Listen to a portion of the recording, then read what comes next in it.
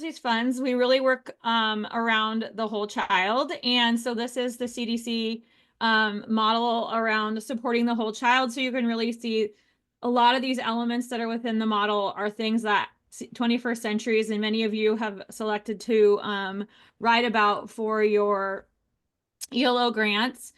Several of you are doing cooking programs, lots of you doing physical activity, some gardening projects or farm to school sorts of things, as well as there's some mental health and social well-being types of things that are included, or at least included in a part of your application. And really, the goal of the whole child model is to help coordinate and collaborate among component areas. So that's taking your during the day work and your out of school time work and aligning it together. And so hopefully you're seeing that in your school improvement plans or any kind of other plans, Title I, family community engagement across both in school and out of school time, and how those can both support each other. And so you're not duplicating, but you're still filling those gaps that you have. And then with the ESSER funds going away, it helps you leverage your resources hopefully more efficiently. And then this is the logo for our office. And so you can see that many of the component areas line up. Oh shoot, I was going to mention that the importance of the community piece in the whole child model, which is also equally important in the 21st century model as well. And then our office's logo, where 21st century is in the fuchsia, and then we have community and family engagement as well. And then if you're using the after school snack program, you have nutrition services. And then we are working on providing some resources around school safety and health services in particular, because we know that through some assessments we've done with our ELO and 21st century folks, that those are areas that you would like more support in. So not only are we aligning across our office, but we're really working hard to align across the NDE. So working with MTSS, this is the new MTSS model. So working on continuous improvement, high quality instructional materials, the AQuest school improvement framework in Nebraska, being inclusive of our special education program and students in the special education program, and then making sure that the whole child is being recognized, and even ensuring that it's not just a whole child, but the whole person, and that staff and their well-being is also being recognized. So now we can transition more specifically to why you're here today, but I wanted to give you a little bit of background. I know we have a lot of new folks on the call, and also folks that are not maybe new to their job, but new to ELO or new to their district, where if you worked on ELO in the past, it might look different at the previous position. So ELO is funded through the lottery funds in Nebraska. And the goal of the ELO, this is legislated project work, but it was intended to promote safe and structured programs that offer healthy growth, development, and academic opportunities for youth through school and community partnerships. And so about half of you are a school and about half of you are a community partner working with a school that has 21st century funding. And so again, the ELO's overall goal is to make sure that educational and enrichment opportunities are provided for youth in your after school program during the summer or on days when school is not in session, as well as in that before after school space. And then really having that priority of hands-on learning and positive youth development for students. We know that when students feel welcome and supported, that they're more willing to come to school. That helps to address the opportunity gap for students living in poverty. And also it improves our attendance challenges that across the country people are experiencing. And then the goal of the ELO, as written in the legislation, is to offer a range of supervised activities really designed to encourage learning and development outside of the school day, in that more of that experiential learning process, but still aligned with the school day goals and objectives. And Erica spoke to the directors at our last directors day about how this new the base grant will focus or have you think about a little more intentionally about how you're aligning with your literacy goals potentially for for your district or your building, and how after school can support that in addition to all the other things that after school does. And so I also I'm a data person. I like to look at the survey data we collected also, so you know that it's being used, and appreciate always when you are completing those. So this is actually in the online and as part of our 21st century celebrating 20 years. So you can see that these are our participants. Older students are that the growth of that has increased since we began. We have all Nebraska schools, 50% participation, and then the 22-23 school year attenders, their participation's at 76% versus summer attenders at 79%. And then students with disabilities, you can see that how their rate of participation looks, as well as an increase in our students that have been identified as English language learners or ethnically diverse has increased over the years, as well as our rural and urban participation. So if and when you need this information for your own school improvement data, please utilize that. It's on the website, or if you need just for grant writing, etc. It's long. I think it's like 44 pages long, but it's full of some really great pieces of data. And then in addition to the 21st century data that's collected, we do a school health profile every year. So in the spring, we will be doing that again. And this is not for just 21st century sites, but we're working really intentionally with Nebraska Children and Families Foundation and Beyond School Bells to be really inclusive of all after school programming across the state. And so this survey gets to middle school and high school sites, buildings. And so this is what our breakdown says for all of our Nebraska schools, not just our 21st century sites, and that they include before and after schools in their school improvement plan, that they encourage before and after school program staff to participate in various school committees or teams, and then partner with all of those community partners that in that image I showed before, like Boys and Girls Club, YMCA, to provide students with before and after school programming. So you can see in middle school that that it's more commonly included in school improvement, and then they're doing more of the partnerships. And then our junior senior high is a little lower, but that makes sense because there's fewer of those. And what are they doing when they're partnering with schools and community facilities? You can see on this slide that there's physical activity or sports facility use. Then we have kitchen facility equipment use in the second section. So that's like the second highest. And then use of gardens, herbs, or vegetable plots. Schools are partnering with their community sites to do those in that area. So here are our 24-26 ELO sites. We have Bancroft Rosalie, Bayard, Collective for Youth from Omaha, School District of Columbus Foundation, Future Kids, Great Plains Gaming Project, Kearney Public Schools, and then Lincoln CLC in partnership with the Lincoln Community Foundation, and then Spring Creek Prairie, and then Partnership for Healthy Lincoln. So those are our participants this go round. There have been more in the past, but we had about half as much funding this time as we did in previous administrations. So I am going to let you, I have the little overview of what everyone's doing, because if there is someone that's doing something similar to you, you can learn more about how they're doing stuff if that's of interest. You don't have to add, but if you want to, I would be happy to have someone else talk besides me. So Bancroft Rosalie, you're doing some geothermal greenhouse, some farm to school pieces that align with kind of some food sovereignty and focusing on Native American traditional cultural practices and plants, and then incorporating nature and nutrition. Is there anyone from there on there that would want to add to that one? I don't know names yet quite for everyone. So, for Bayard, they are working with students, to build a, oh gosh, not a container garden, um, a greenhouse with shipping containers. Yeah, I was really close.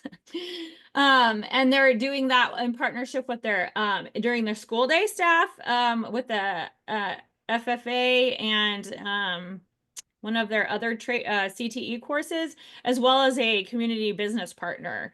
So that's really awesome in that they're trying to think about how to get students ready for the job market and give them marketable skills, and then also expand their farm to school and expand fruits and vegetables and cooking, etc. Bobby, do you have anything to add? Nope, I think you covered most of it. All right, thank you. Collective for Youth, do you want to share what you're doing, Megan? Otherwise, I can. Sure. Oh, go Had ahead. to Thank get you. my mute Yeah, sorry. I'm unmuted. not good at wait time. You're good. So in Omaha, we're working with a variety of elementary schools, and then we are pairing them up with different community partners to come in and provide a club around like STEM, arts, fitness, just to make some variety of the activities they're doing after school and summer. Yes. And all of this really aligns with all those experiential hands-on learning activities that help, again, reinforce what's going on in the school day. Columbus, do you want to share your project? Anyone from Columbus on? I thought I might be seeing somebody. So they are expanding on an existing project. So if you are ever thinking of doing this in the future, it doesn't always have to be a brand new idea. But they had started a couple of years ago to do some nutrition programming, some cooking projects with middle school, and then they expanded it to be a little bit more culturally reflective of the families in their community. And so they added some soccer, physical activity programming and got some of that going. And that was very beneficial. And they were actually able to achieve some family engagement pieces in that way. And then this time they're actually expanding again to add, give students some of those relational skills and connectedness skills that we know that 21st century employers are looking for. And so they're working with a community counselor to do some of that, do that work with the kids, and then address some of the mental health challenges that we've seen as a result of the pandemic. All right, Future Kids, do you want to share? Anyone from Future Kids? How's it going, guys? Good, thank you. Yep, Future Kids, we provide soccer programs. So we're based out of Omaha and we travel to Lexington, Kearney, and Nebraska City. Sorry, I've lost my voice from coaching a lot of soccer this weekend. But yeah, we provide a lot of physical activity using soccer as the vehicle, and our staff are either full-time soccer coaches or college athletes, and just provide good experiences for the kids. Thanks. Thank you. And then thank you for highlighting that you're working with 3 different CLCs too. There's a couple, we'll get Great Plains Gaming. That's hard for me to say. They also are doing that. They're doing a little bit of a variety of support for sites. I don't know if anyone from their organization is on or not. Don't see anybody specifically from Great Plains. Michelle is largely the coordinating with Great Plains on the grant, but they're working with the Lincoln CLCs, and they will also be working with Crete CLC. My understanding is that they have been working on or almost have their trailer finished, and then they'll be scheduling things, getting those games out with Lincoln CLC and Crete CLC. Awesome. That's great. Thank you for the update. Carney, I think you're on if you want to give your update.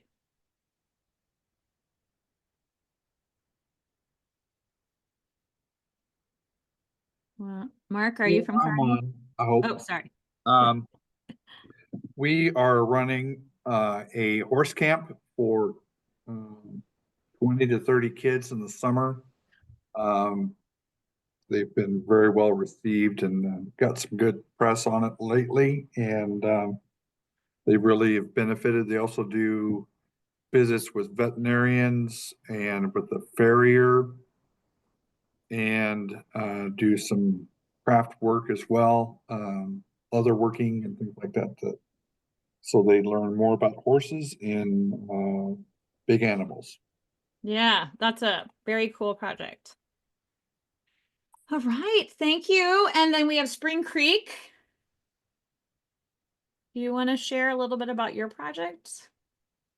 Sure thing. We'll be working with two sites within our Lincoln Community Learning Centers to implement our Wildlife Explorers program, which is a STEM-based, really hands-on, kind of research-ready experience that can be adapted from kind of upper elementary all the way through high school level as well. And so we'll be going to the sites to implement that curriculum with, again, the hands-on activities, and then offer opportunities for the students to get out to Spring Creek several points at the culmination of their time with us, and then also through our continued summer programming that we've been able to do with our CLC partners through the years. So for reference, Spring Creek Prairie is about 20 minutes or so southwest of downtown Lincoln. So an opportunity to get out on the prairie and put that, what they learned in the classroom, a little more hands-on out here as well. Thank you. Yes. There's always things that are like, just a hop, skip, and a jump away from you that you don't even know is there. And that's one of my favorite jobs about working at this state, is traveling out and seeing all the stuff. I'm like, it's so cool. We have this right here in our state. And this is I clearly missed a little screen snip, so I'm gonna let Lincoln go. So Christy, go ahead and go. And then I know I'm missing a Partnership for Healthy Lincoln, and then whoever else can go too. So go ahead, Christy. All right, we are, our goal is basically to get kids more active. We've got a couple of things going on with our grant. Our matching funds are actually paying for soccer and basketball. So we've already started our year off with a big soccer league where kids practice and then played games, and we had a big tournament. That was our matching funds. We're moving into our ELO funds will pay for volleyball for elementary. Also, us training some high schoolers to ref. We're trying to make this lots of different pieces coming together. So high school refs, elementary kids playing volleyball, and then we're doing a lot of recruiting of coaches and things in the volleyball community. So hopefully we can connect those kids past what they do with us after school. And then we also have in the works our spring break camp for middle schoolers, where we will be offering 5 days of a variety of sports. We feed them lunch, we bus them there, and we have a whole lot of fun. So for spring break, usually we have 60 kids or so. If we can get 60 middle schoolers to get up and do something during spring break, we feel like that's a win. So. Absolutely. All right, Tammy. Yep, Tammy Frank, Partnership for Healthy Lincoln. We're working with 11 elementary school sites this time around for kind of 4 different programming, really around wellness programming. So we have a cooking curriculum, actually 2. We added a new curriculum this year that kind of incorporates some trauma-informed lessons in there. We're also doing physical activity through Spark curriculum, and then gardening clubs, indoor and outdoor gardening clubs that include Tower Garden as well. Very good. Thank you. Anybody, we had another, LPS ended up condensing some of their project work together. So, but anyone else, did we miss anyone else that's on the call that would like to share? And does anyone have any questions on any of the projects? Like I said, I'll send all this out to everybody so you'll have a little bit more information. And as part of reporting and success stories, which we're always collecting from y'all because you have the best ones, please be sure to capture those photos. This one in the upper left is from Broken Bow. They were doing a cooking program. This is from Nebraska City. They did the apple crunch off with us. This is from Macy, Walt Hill. We have the traditional Indian corn from the fall. And then Erica, I think these are all Walk to Unlock. I don't know if you want to share which sites they're from or. Yeah, hello, you guys. So the middle was a family and community engagement night from Broken Bow. And then we have the soccer player and the baseball was from Loop City. They did that with their library this summer. And then back to Broken Bow, they did, they brought in a partner to Adams Land and Cattle as part of their Walk to Unlock program and did some hands-on activities with that partner. So lots of good Walk to Unlock work going on. And then Erica, did you have anything else you wanted to share about the reporting requirements? I just wanted to remind everyone that if you are a CCLC site, that you need to make sure you're documenting who is attending the club time that is funded or project through the ELO. And if you aren't, for example, if you're like Future Kids or Spring City, just so that you're aware that the CCLC sites that you're working with will be recording attendance and all of that gets logged together. So that's a piece of this grant is seeing how many kiddos through the CCLC programs that we are benefiting. Any questions on that? Ooh.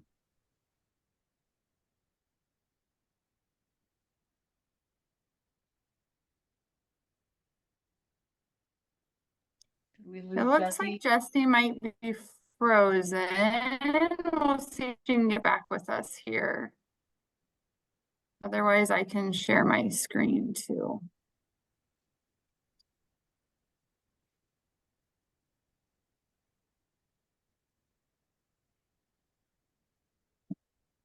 Now Okay, we're gonna get I'm to gonna the go fun ahead stuff on and the GMS and now we don't have it. I know. Let me share my screen and let's see here. The joys of technology, right? Yes.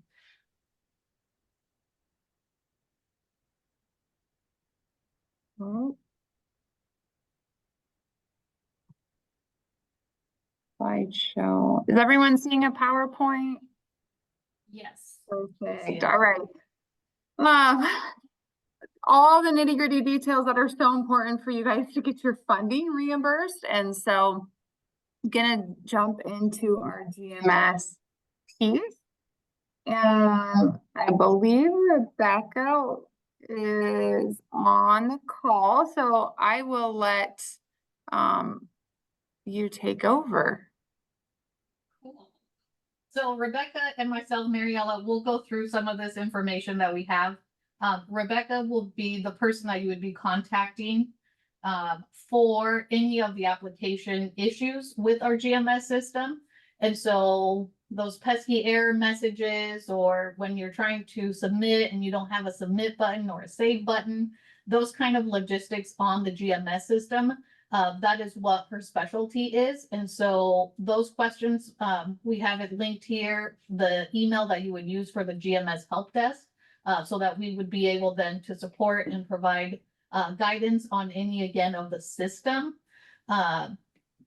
Some of you I know I've talked to and I'm like, oh man, this GMS system, there's a lot of things with it. And so we want to make sure that you know the correct place to ask for some of that information and support when it comes to you submitting your application, making sure that your amendments and all of that. With that, I kind of skipped around. The application that we are currently working on for these lottery funds is due December 9th. And so that's why we're having this technical assistance call to make sure that we are providing you that guidance. And so with that in mind, again, the examples are here, the error message, the buttons that may be missing in your system, those questions would go then to our GMS help desk. If there is program questions, so how are you working on your budget, submitting the application. If there is things that you're like, hey, what do I do about this? How do I make sure that my budget details match up to my budget justification? Is this an allowable expense? The example I put in here was the capital assets, the purchases of big ticket items, making sure then that you are following the federal guidelines through 21st Century. And if you could go on to the next page. Oh, no, never mind. We'll talk about that on the reimbursement, but those, the budgets, the allowables, those would all be things then that you would check in with me. So my email address is there. Anything that has to do with the program itself, those would be the questions that you could come to me for. If it's anything with our GMS system, that would then be a help desk ticket, and then Rebecca is who receives those and would be able to provide guidance with that. Yes, and oftentimes folks don't know who to go to, so we both get the emails, which is perfectly fine, or maybe it just comes to me. I usually then do loop in Mariella on the conversation, especially. I work with about 28 different programs for NDE, and I do not know all this details on this program exactly, so Mariella is great for that. So I believe our next couple of slides are screenshots. So if you want to go to the next one. So all of you guys should have login information. I believe I've set up authorized users for each one of your entities. We had 2 entities that were brand new this year. You should have gotten an email a couple months ago. If you did not, feel free to email that NDE GMS data. So I usually set up an account for the authorized representative who is signing your contracts. That usually it's the head of your organization or your school district, for example, your superintendent, and then they create user accounts for anyone else that is working on the application. So if you need access to this, go ahead and email me, but if you aren't the authorized representative, I'll probably loop them in so then everyone's on the same page and the appropriate people are getting access. Go ahead and the next slide. Okay, so there are actually 2 items that you have to complete in the GMS system. The first one is the Unified Grant Profile. So here we have some screenshots from the Unified Grant Profile, which relates with several other programs. We need you to complete this because it will auto-populate areas within your expanded learning opportunity grant application, primarily that central contact SAM page. One thing to note is I believe expanded learning opportunity is state funding, right? Correct. Okay, we have this conversation a lot. So you might not have a unique entity identifier. So if that's the case, contact Mariella and just let her know you are not aware that your organization has one. She'll tell you how to enter that in there because you have to have that number if you are getting federal funds, but since you are all state funded, you don't need that number. I'm trying to think, you will need to complete the central contact SAM, the self-risk assessment, the indirect cost rates, assurances, and then the submit tab. So just FYI, we did create instructions. They are attached to this. So it walks you through. Everyone on those instructions, I forgot to add a note on there. You only have to click create once. Once you click create once, it should create that application and then it should appear on your login screen automatically. You don't have to click it again. Feel free to give me contact me if you want maybe a Zoom meeting set up to kind of walk you through, or Mariella. She's also very knowledgeable on everything here. So next slide. I don't remember all the screenshots I did. So here's the central contacts tab that I talked about, and how in the middle you'll see that SAM UEI number. It is a required field, so just an FYI, if you don't have one, it's okay because you're state funded. You just need to contact Marielle and she'll give you a number to put in. And then this auto populates into your expanded learning opportunity grant. Next slide. And then here are all these other ones. I was doing really great for my memory. So this is what the self-risk assessment tab looks like. So this is just kind of taking a look where you guys are at with funding. Some of this probably might not apply to you, but we are trying to make sure everyone is consistently evaluated for when we are doing fiscal monitoring later on. Go ahead, next slide. So those are kind of just screenshots from our unified grant profile. Erica, do you happen to have, could you open that PDF and then we could just share that screen? Yeah. Just so that folks can Let see me that? unshare and open that PDF.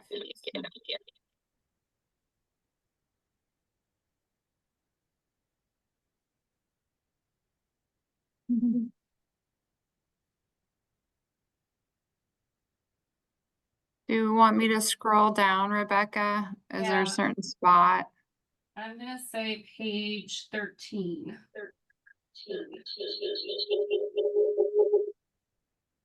Jesse, you might be echoing. Yeah. One of you, like you both have computers on, I think.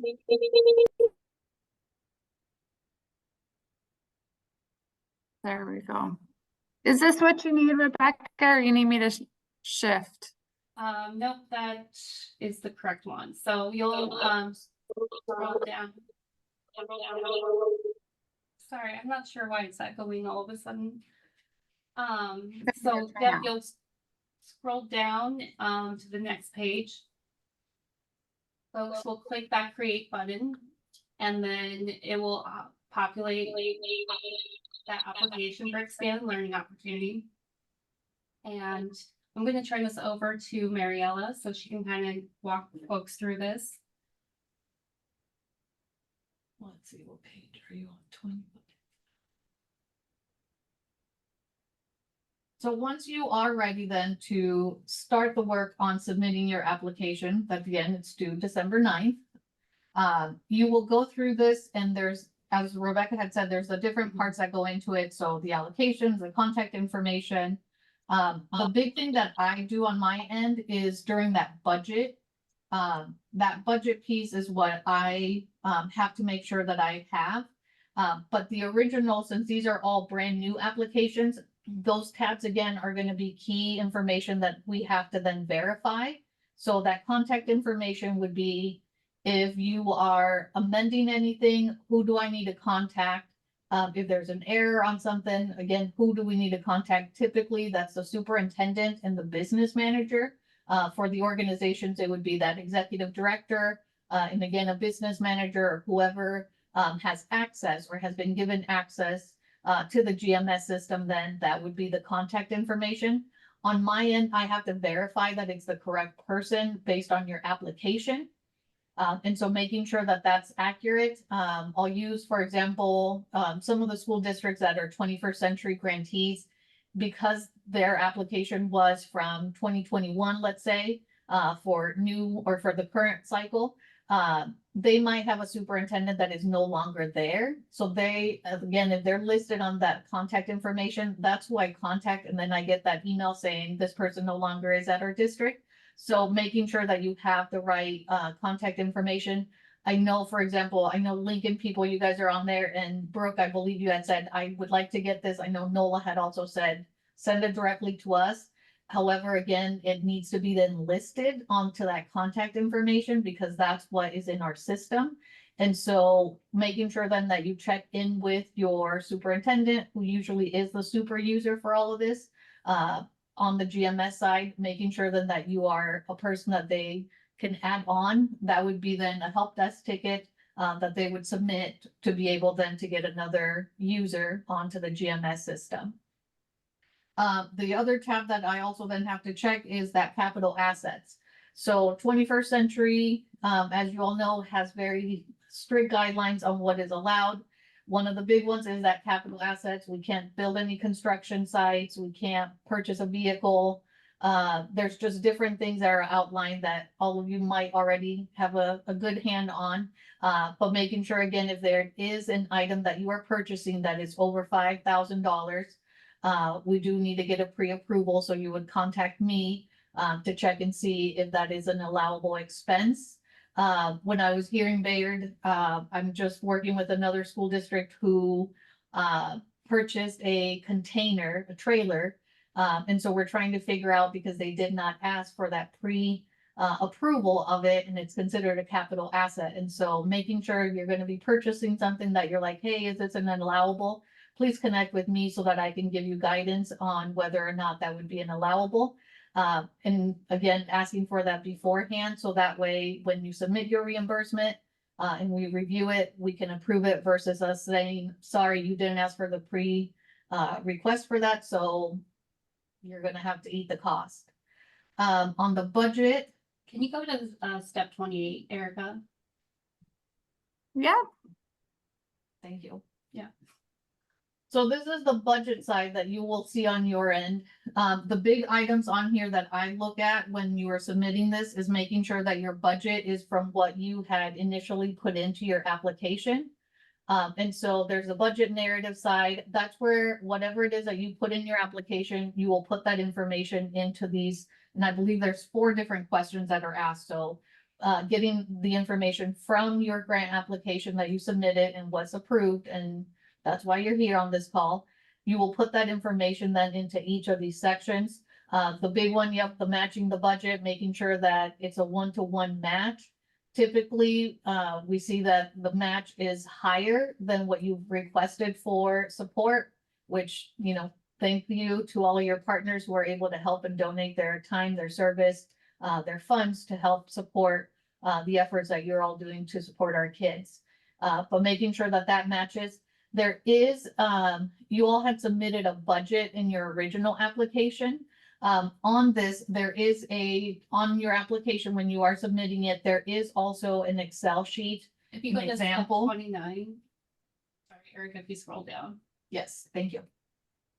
Well, and while she's scrolling down, everybody has a budget revision. So what you submitted as part of your application is not what we funded, because we had less money. So everyone would have a budget revision of that. You either need to you still need to update your budget. So your requested funds as well as your in-kind funds.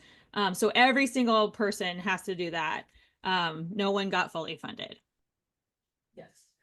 So on that, then under that year 2 opportunity grant budget justification, there is a in the little blue lines there, NDE 04-070.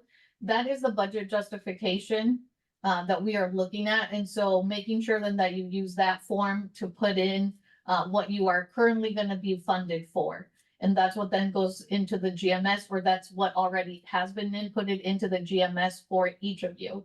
And so using that, we made it so that it's a system where you would be putting in staffing, benefits, supplies, all of your 100s, 200s, as you can see down below on number 30. All of those then are already pre-populated, so you would be able to do a drop-down menu and get those submitted into that budget justification. Your budget justification then needs to match onto your budget details page. And so this is, again, what you would be allowed. Make sure that your allocated amount, so this one, for example, that 26,000 is what they have been allocated. That has to all match up. So 26,000, you're going to split it into your categories. So again, your salaries, benefits, any professional development, other purchases. So this would be if you are contracting with another entity that is going to provide the services, that's where you would put some of those. Supplies is that 600. And like I said, the capital assets, any purchase over $5,000, or accounting would say $49,999.99, has to go into that capital asset, which again, you need to ask for a pre-approval for that. And so once you do that, you would hit the calculate button. It would calculate all of that. If you do have an indirect cost, you also want to make sure that you have that in there. So that way it gets calculated, which means on your budget justification, you also need to make sure that you're accounting for that indirect cost if you have any. Because again, that will, you think you have the 26,000, but you need to withdraw from that your indirect cost and use that then as your overall budget for that. The save page. Oh my gosh, I don't know how many times I've gone on this and I'm like, I didn't save the page. So please make sure you do all the work. Save your page every time. this would be again where I've gotten some error messages myself, and so then I put in my help desk ticket to say, I got this error, and make sure that you take a screenshot of whatever it is that you get, so that way you have information then for Rebecca to be able to review and say, oh, okay, this is what, when she goes back to our developer, to say, here's what they're seeing on their end. But again, I can't say it enough, push the button, save. And just to clarify, we have this note on step 28, but you do need to complete the budget narrative tab first, Yes. in its entirety, and then click save, and then budget detail, it will populate with additional tables on there. So if you go straight to budget detail, you will have only like one table displaying, and you should have like 3 tables displaying, I believe. So just an FYI, if it doesn't look like what the screenshot shows in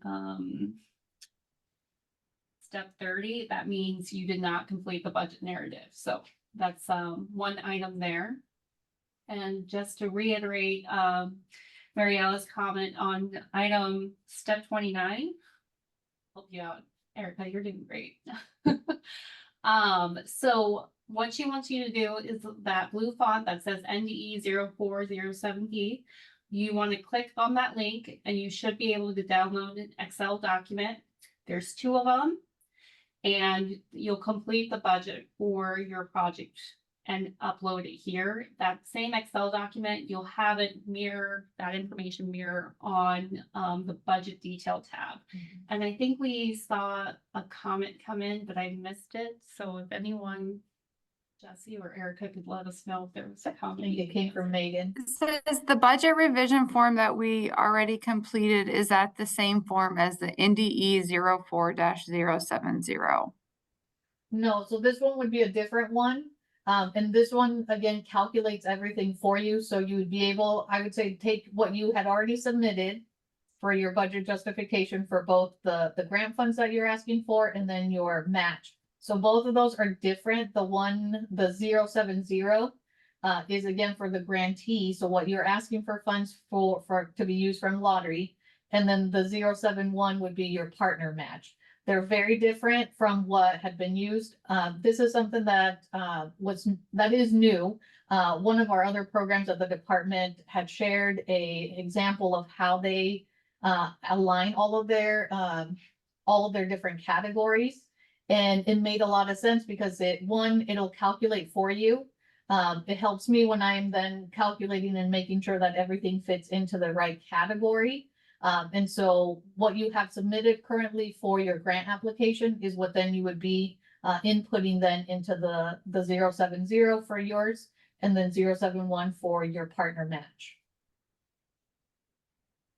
The Yeah, formulas did not are already have- in there, it's locked, so you shouldn't be able to move a lot of things around, so that again, it makes it easy for you to pick the categories that you are wanting to put into your budget, and it should be, I hope, easy Yeah, for you and to. I'm sorry that you're gonna have to do it again, but this form was not ready when we did our budget revisions, and so moving forward, this is the one, this 04070 will be, those will be what we use, so.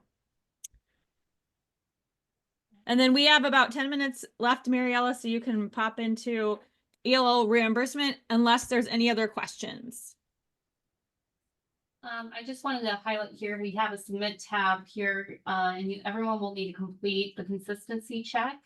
This is where you might get some errors coming in. Usually the error messages are descriptive enough. You can go back to the tab and troubleshoot yourself. But if you are confused, feel free to send in a message to the nde.gms data, and I can help you out with that.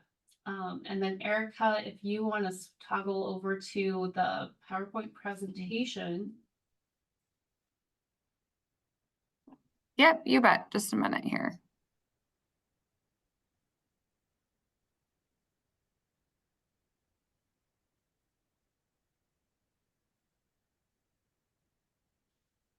So once your application has been approved, and you'll see that on your GMS status report where it'll say approved, then you are able to ask for a reimbursement to the NDE. And that's where then, if you want to go to the yeah, once you have it approved, you can go through.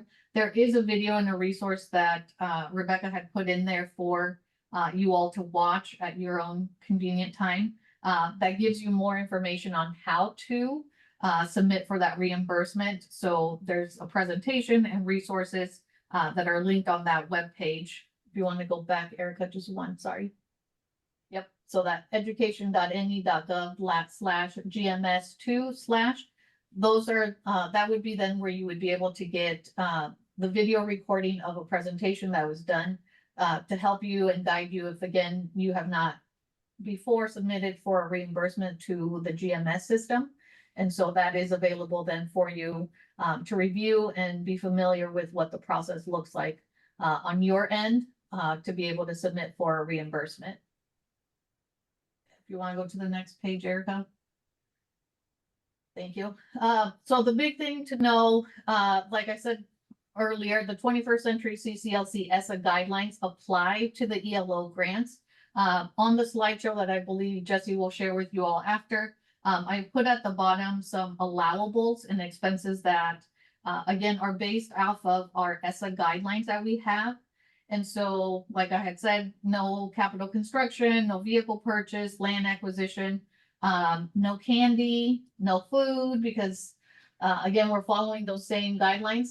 However, if you are doing, for example, a cooking club that has been outlined in your program or in your proposal that that's what you were going to be working on, that is an allowable. It would be more of, we're going to pay for staff to have a staff training and we are going to provide lunch or dinner or something like that. We are not allowed to use it because, again, we're using the same guidelines from the 21st Century programs, the federal programs, to the ELO grants.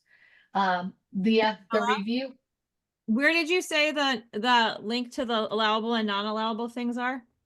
They're on the notes on the bottom of the slide. Okay, thank you. So for program review, there is a two-step review process for reimbursements. One is program review. So that's where, again, I would go through, you would submit your reimbursement. So you would include your receipts of purchases that were made. You would include your ledger indicating, again, the funding that you are using for this with its own code so that all of that is up to date. As well as any payrolls, if you're paying staff salaries, benefits, all of that, we would need to have a ledger for that. I then review for program implementation, so I could go back to your application and see, oh yes, they have a cooking club, so yep, this food is allowed. I really enjoy when I can look at a receipt and it actually says for cooking club. So that, again, when I'm reviewing the pages and pages that are submitted for program implementation, that I can then go back and say, yes, I know that they're going to be working on this. And so I would then approve it. Then the next step is that then our fiscal, so Annette is on the call. Annette then reviews to make sure the accuracy of the amount of funding that is being asked to be reimbursed. And so she looks at the numbers. I look at, again, the allowable expenses for you to be able to implement your programming with these ELO funds. And so it's a two-step process. Once we review, then it gets submitted into our NDE accounting system for you to be reimbursed. And so there is a two-step process for that. If you do have any questions, and I know the big one comes in where someone might say, oh, well, we forgot to include this information. And so that's the nde.bgm help at nebraska.gov. If you need your reimbursement to be sent back to you for editing, that would be then where you would be able to email. You can CC myself, so I'm aware of it. So then if there is any other follow-up that needs to be done, I can do that. But if you have any other questions regarding the program implementation side, so again, if you have ideas of something that you're going to be purchasing or that you've already purchased and are wondering if it's going to be an allowable expense, check with me. The numbers, again, that's Annette. She loves her numbers. I look at the program side. Okay, questions? We kind of went really fast on that, sorry. And then I did add that link to the slide for 24 so that we, people, that's front and center what's allowable and not allowable. I mean, if you, when in doubt, go ahead and email Mariella if you have questions, or really any of us, and we can provide guidance if you're not sure, if it aligns with what you wrote into your project. And that would be the other side of the programming for the reimbursement is I do have to check. Did you say that you were gonna be paying for staff benefits on your budget? Did you say that you were gonna have 2 staff that were gonna be doing this? I verify that to make sure that it aligns with what you had submitted for your proposal. And because because everyone has to revise their budget and we gave you less money, now would be the time for you to indicate if there, if there's any changes or you omitted something, then this would be the time to make the, let us know and make that change so that you can, I mean, best laid plans, that was many of you wrote that this summer, staff leave, and then you have to adjust. So if there's changes needed, this would be the time for that.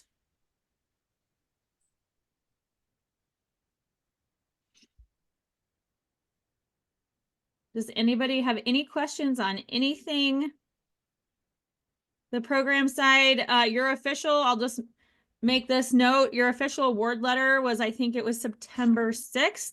So none of your expenses should start before then.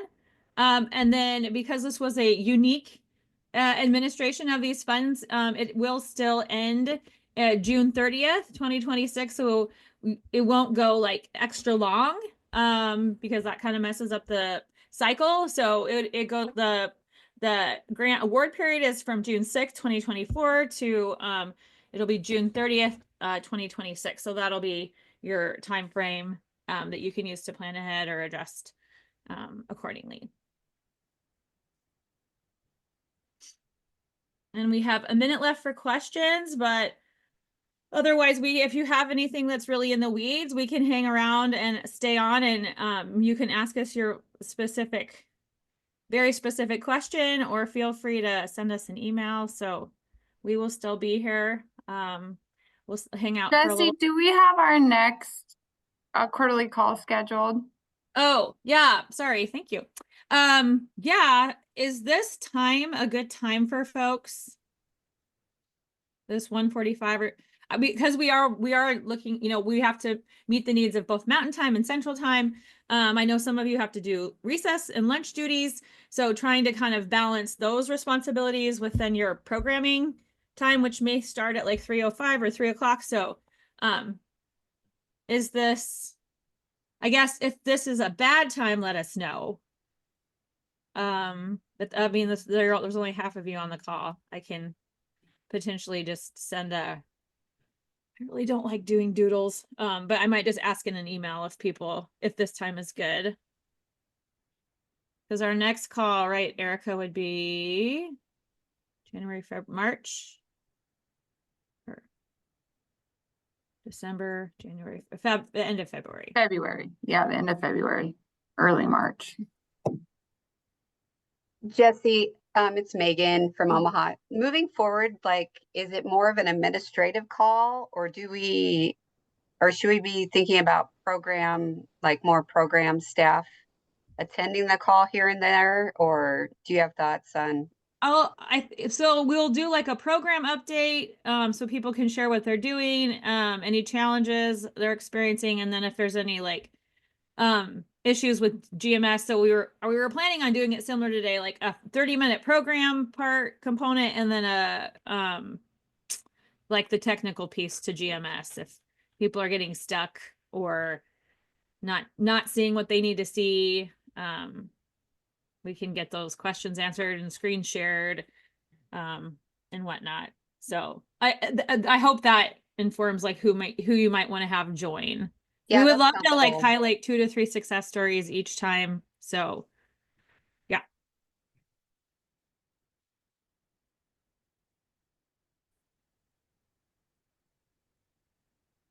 All right. Well, thank you, everybody. Thanks for hanging in there with our technical difficulties that we had today. Each of us had something different wrong. So thank you. And we will send out the recording.